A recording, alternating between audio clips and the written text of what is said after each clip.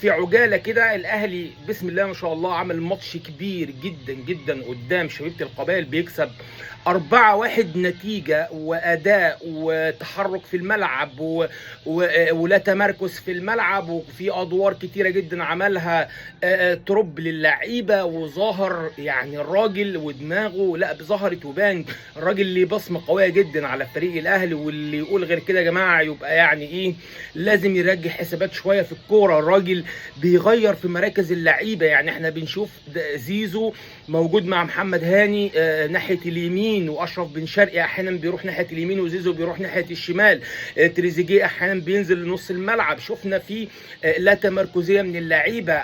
خليت النهارده دفاعات نادي الشبيبه مش قادر يعني يجاريك في الملعب. صحيح لسه دفاع النادي الاهلي بعافيه شويه، ولكن كل يوم بتلاقي فيه بصمه جديده للمدير الفني، بتحس ان شغل الراجل لا موجود، بتحس ان الراجل بيجتهد مع الفريق، تحس ان اللعيبه بدات تفوق مع تروب، تحس ان في انضباط كبير جدا للاعيبه النادي الاهلي، حتى على مستوى اوضه اللبس او على مستوى الملعب نفسه. لان انت النهارده محتاج ان يبقى عندك مدير كوره راجل فاهم، راجل نجم اصلا فمحدش يقدر يتكلم معاه، راجل اصلا عمل كل حاجه مع النادي الاهلي، راجل لازم يقدر يتحكم في النجوم اللي موجوده دي. دلوقتي القصه او النادي الاهلي الشغل الشاغل اللي بالنسبه له اليو ديانج. اليو ديانج بقى اولويه اولى بالنسبه للمدير الفني.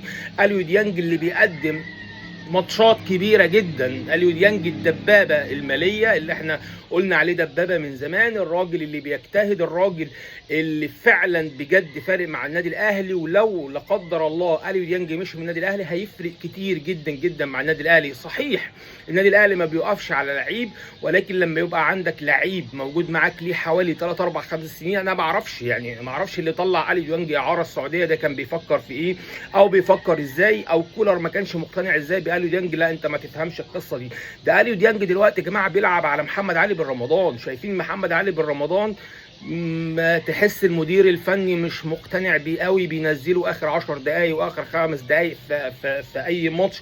ولكن لا، محمد علي بن رمضان لا كواليتي عالي، محمد علي بن رمضان لا لاعب كبير هيبقى له دور كبير مع النادي الاهلي. شوف انت النهارده الخط الهجومي للنادي الاهلي بسم الله ما شاء الله عامل ازاي، سواء اشرف بن شرقي سواء تريزيجيه سواء زيزو اللي اداؤه يعني عيني عليه بارده بصراحه، وامام عاشور ورجوع امام عاشور للملاعب، والراجل بيجيب جون، والراجل تحس الحب الكبير جدا ما بينه وبين لعيبه النادي الاهلي. شوف الراجل لما جاب جون اللعيبه التفت حواليه ازاي، وكانوا يعني فرحانين بيه ازاي.